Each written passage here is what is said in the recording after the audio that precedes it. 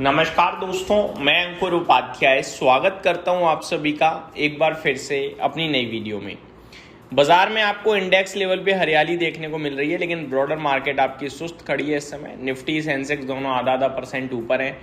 Banking shares आज support देने का काम कर रहे हैं बाजार को। बैंक निफ्टी में 1% की तेजी है। वहीं मिड कैप स्मॉल कैप बिल्कुल फ्लैट टाइप दिख रहे हैं इस समय।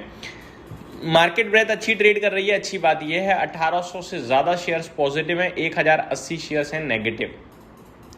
बड़ी बातों में कच्चा तेल है। कच्चा तेल इस समय $104 प्रति बैरल के पास ट्रेड करता हुआ दिख रहा है, जहां से कोई अभी तक तो नेगेटिव संकेत नहीं आया। लेकिन देखने वाली बात यह है सेकेंड हाफ में क्या यूएस या ईरान से कोई फ्रेश अपडेट आएगी या नहीं आएगी। इस समय कच्चा तेल 104 नहीं $105 की तरफ तेजी से बढ़ता हुआ दिख रहा है। अब मैं आप सभी के साथ यहाँ पे 3 स्टॉक्स के बारे में बात करना चाहूँगा जो कि आज बड़े एक्शन में दिख रहे हैं और तीनों के तीनों अपने रिजल्ट्स के दम पर एक्शन में है। पहला स्टॉक है नायका। नायका का शेयर अगर आप देखें तो 274 रुपये पे है। कोई एक्शन नहीं है, बिल्कुल फ्लैट है। लेकिन इस स्टॉक में मॉर्निंग में अगर आप देखें तो एक गैप अप ओपन हुआ और लगभग 9:20 पे इस कैंडल पे 285 का हाई लगाया है इस स्टॉक ने। तो कल के कंपैरिजन में 11 रुपये ऊपर खुला था ये स्टॉक और बढ़िया तेजी में रहा, लेकिन खुलने के बाद से लगातार गिरावट देखने को मिल रही है। 285.60 का इसने हाई हिट करा, जो कि इसका आज 52 वीक हाई भी हो गया है, लेकिन वहां से करेक्शन शुरू हुई। अभी 274 रुपये पे ट्रेड कर रहा है।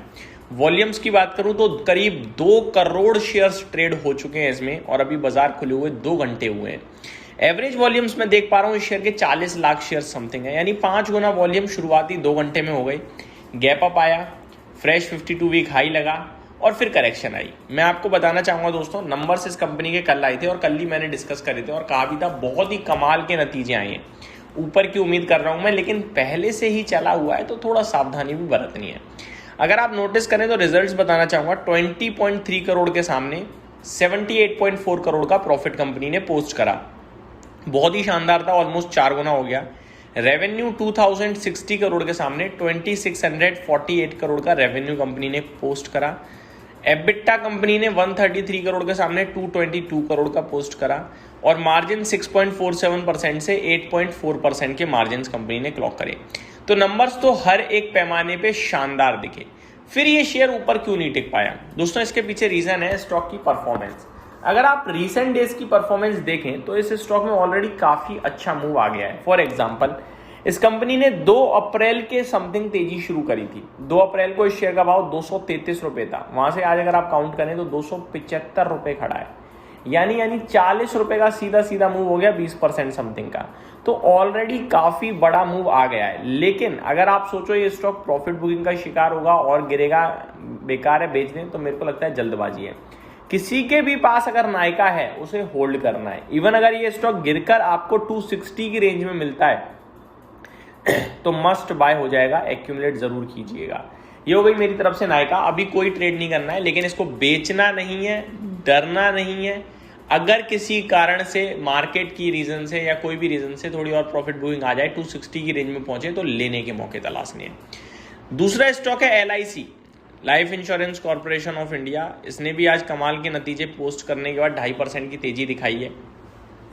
काफी लोगों का मानना है यार भाई इतने शानदार नंबर, देश की इतनी बड़ी कंपनी चलती क्यों नहीं है यार, क्या दिक्कत है इसमें? इसमें दिक्कत है दोस्तों इक्विटी की। इसकी ना बहुत बड़ी इक्विटी है, 5 लाख करोड़ का मार्केट कैप है और मार्केट में पब्लिक के पास केवल 3.5% स्टेक है। वो 3.5% IPO में कैसे कैसे बेचा है कंपनी ने, आप सभी को अच्छे से याद ही होगा।